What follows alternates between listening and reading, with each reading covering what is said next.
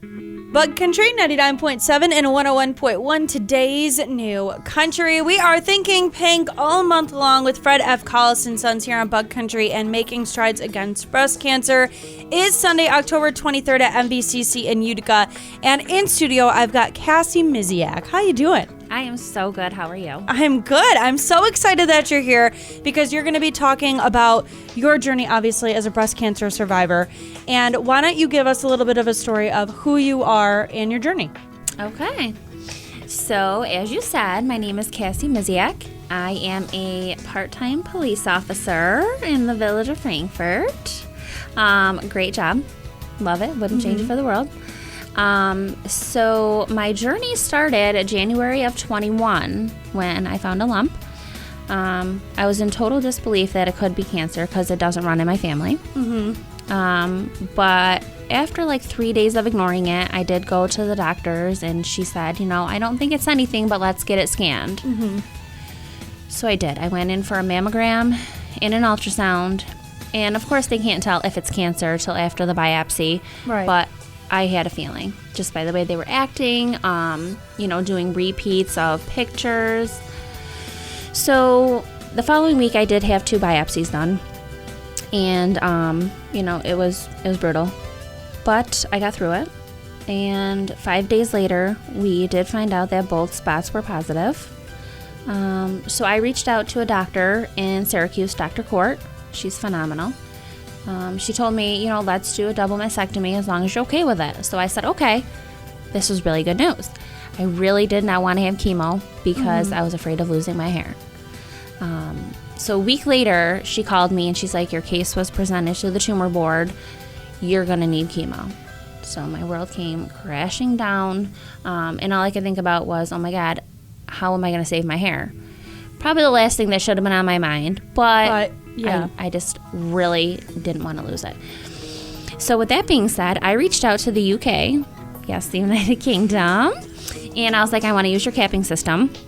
What do I have to do? So she got me hooked up with a lady that runs New York, New Jersey, and another state. And I called her, and she was like, okay, I have cappers all over the place, blah, blah, blah. Let me see who will be able to help you out.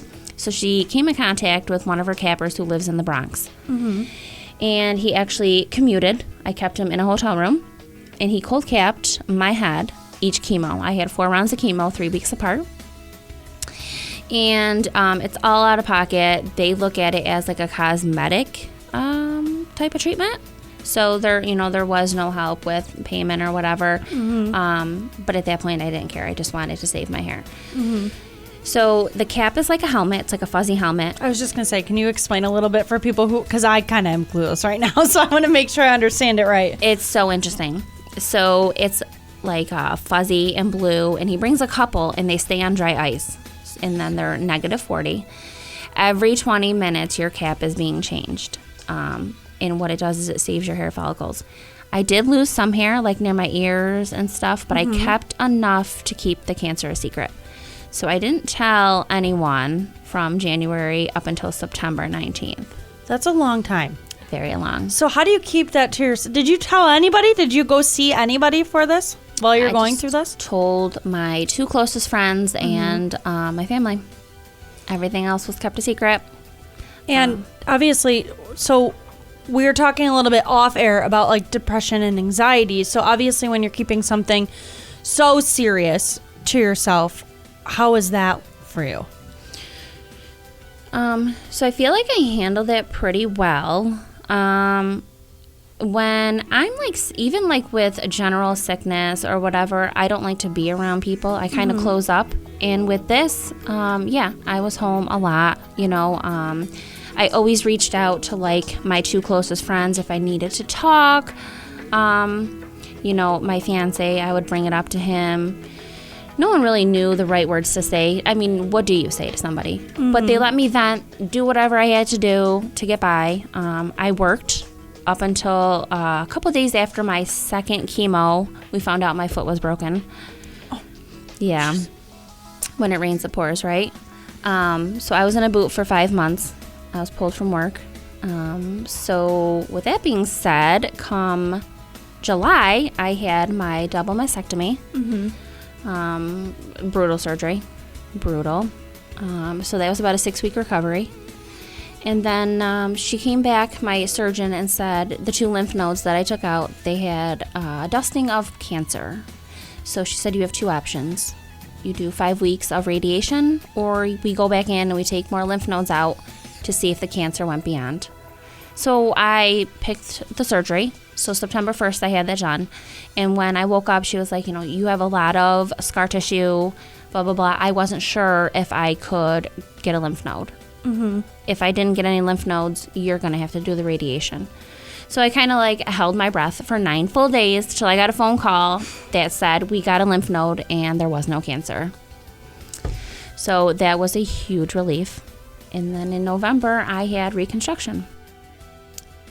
You have quite the story. You have a different story than a lot of people that I have had for Think Pink, which it's always awesome to hear all of the different stories and journeys of so many amazing women who have obviously survived breast cancer. And you are fairly young, and we are talking with some of the other ladies off air because they felt like they didn't, what did they say? They weren't sure if they've ever really known anyone around your age who was diagnosed. Yep.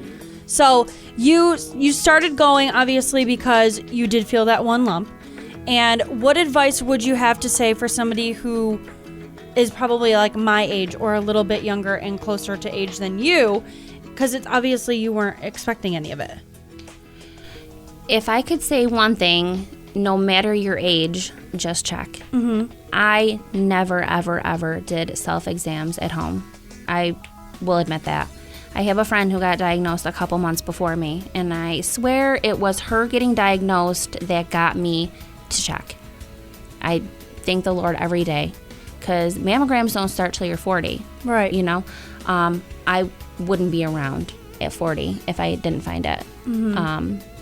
So check. Even if, you're having second thoughts, doubts, whatever, just go and get scanned. It's so quick, and it's better to hear that, it is nothing than to sit there and think, is it something? And yes, and wonder. Yeah.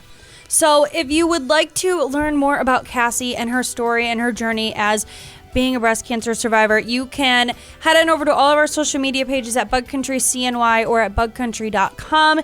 We are Thinking Pink all month long with Fred F. Collis and Sons here on Bug Country. And once again, Making Strides Against Breast Cancer is Sunday, October 23rd at MVCC in Utica. And Kassie, thank you so much for coming in. Thank you so much for having me.